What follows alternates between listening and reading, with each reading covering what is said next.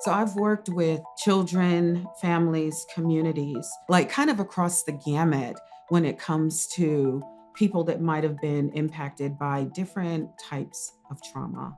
And then on a personal level, I have been impacted by, the trauma of having to unexpectedly raise a grandchild that had very significant special needs. I found very early on that not only did I have to advocate for my grandson, but I had to advocate hard.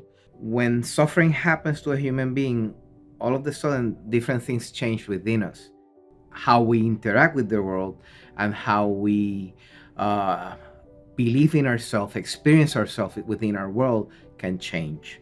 SAMHSA defines trauma as an event or series of events that's experienced and has lasting effects on a person's mental, physical, social, or spiritual well being. There are many events that cause trauma: abuse, which would include physical, sexual, and emotional abuse, community violence, domestic violence, especially when it's against the mother, mental illness, divorce, substance abuse, and physical and emotional neglect are some examples. Many people go through some kind of trauma in their lives. The trauma that parents and caregivers go through can impact the lives of children in harmful ways. As a result, we have to be well aware at all times of how our past experiences can influence our behavior and affect our children. Trauma is unique to the individual that experiences the trauma. Two people may have the same type of trauma and they each cope with it different. So just because a person has an experience with a trauma doesn't mean that they're going to react and respond a specific way.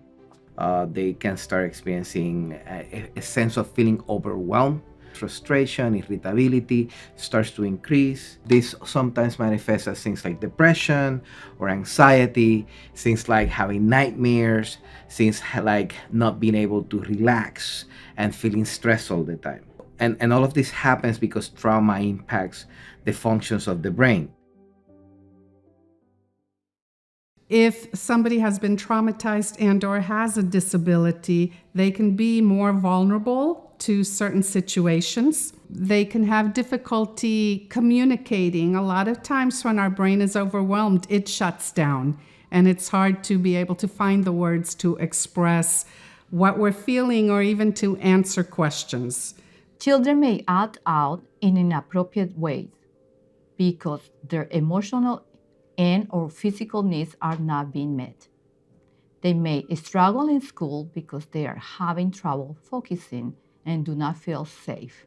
Children with disabilities may have difficulty communicating that abuse has occurred. Exposure to trauma makes developmental delays more likely in children with trauma. Children with disabilities who have experienced trauma may need a special approach to care. In trauma-informed care, educators, medical and mental health professionals understand and are sensitive to the child's trauma history.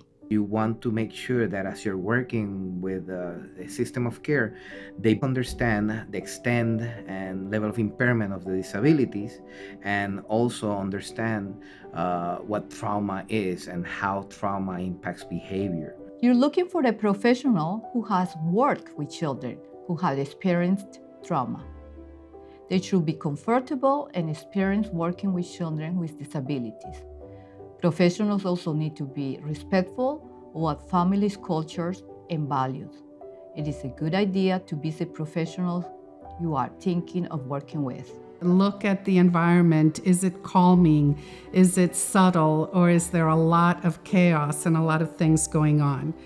Work with the providers to identify your own comfort level and what we call triggers. In a trauma-informed system of care, when you come for an evaluation or you come for an assessment, an expert assessor, an expert screener should have a lot of empathy in the space of your human suffering and your human experience. I believe it can be very re-traumatizing for the practitioner to ask a lot of questions about the events that occurred. So knowing how to get information, allowing the individual to volunteer whatever information he or she feels comfortable with. So a lot of times when I did speak with providers, I would always empower them. I'm like, hey, I know you know your job, and I know you're fantastic at what you do.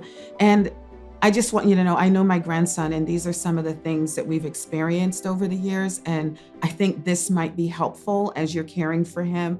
And I think it'll help us all be successful.